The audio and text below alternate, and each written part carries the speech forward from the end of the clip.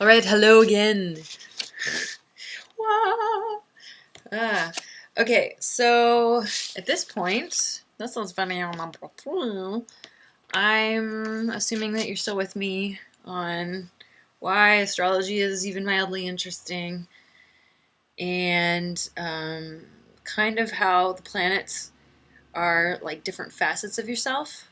And I just want to make clear that it's not just like studying or listening to a video once or reading something once is enough for you to understand it. For me, and with anything that you study, the more that you put your time and yourself into it, the more that you get out of it. You know, like imagining a painter, and the more they paint paintings, the better they'll be at painting.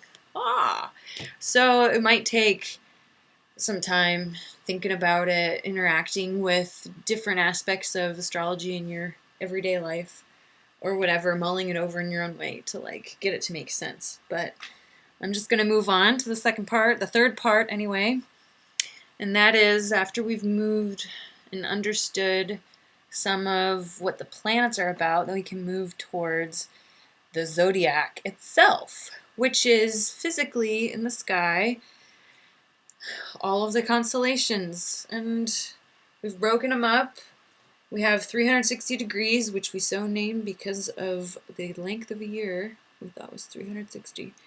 And we've given 12 different signs, about 30 degrees. I think there's a little variation there, but we kind of broke it up. And if you look at the sky, you can see the different signs by the star clusters, and imagine with your amazing creative mind the different animals and humans and things that are in there, okay?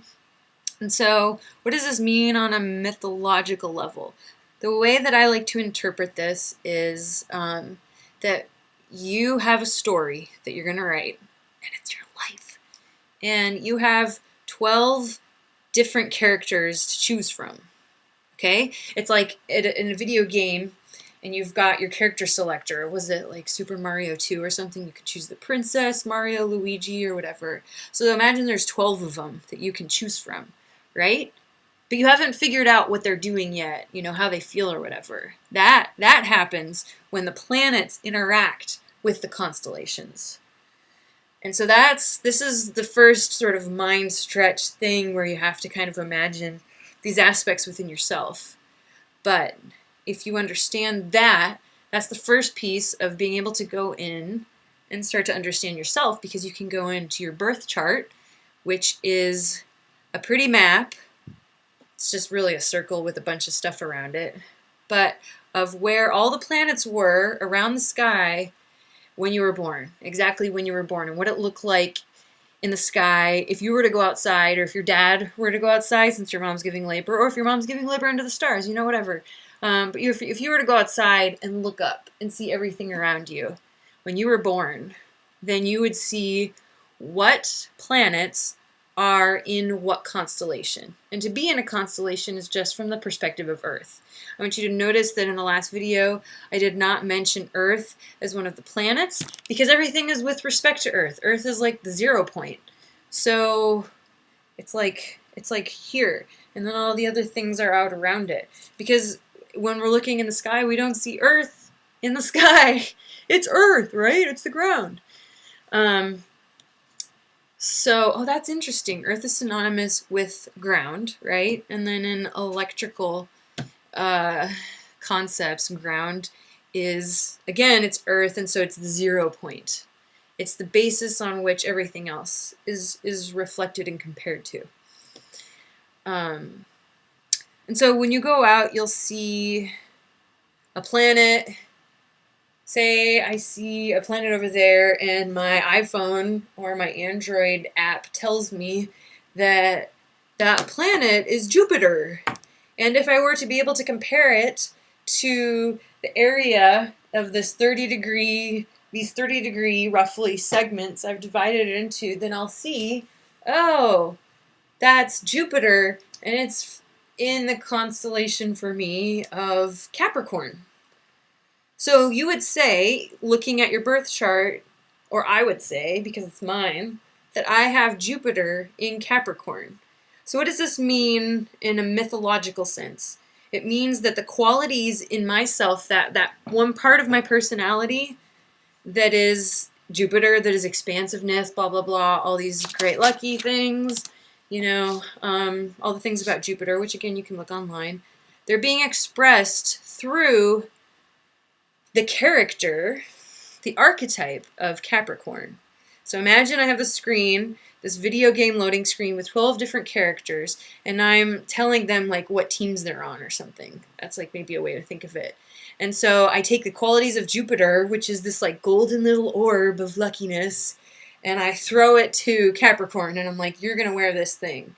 So that means for me, in my chart, this is part of my personality, the places that I feel this expansiveness are in the qualities of the archetype of Capricorn. So if you know or you study about what Capricorn is about, it's actually ruled by, and it has qualities in itself that are of Saturn. So that's kind of confusing.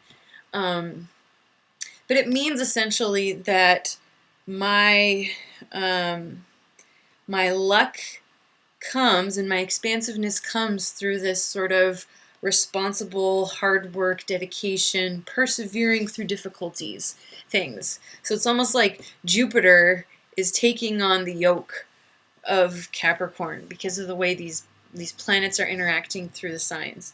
And I understand that if you don't know anything about astrology, this sounds really complex. So I would again suggest first to understand what the planets represent, then just to look at the different signs.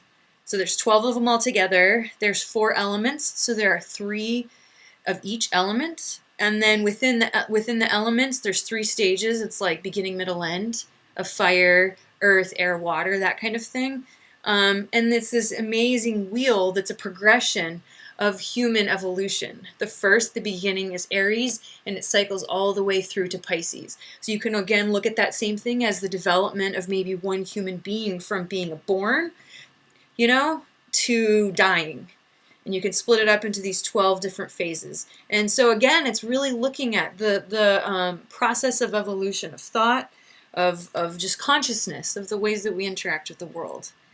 It's pretty cool. I could, but I don't really feel like going into what all of the different signs are.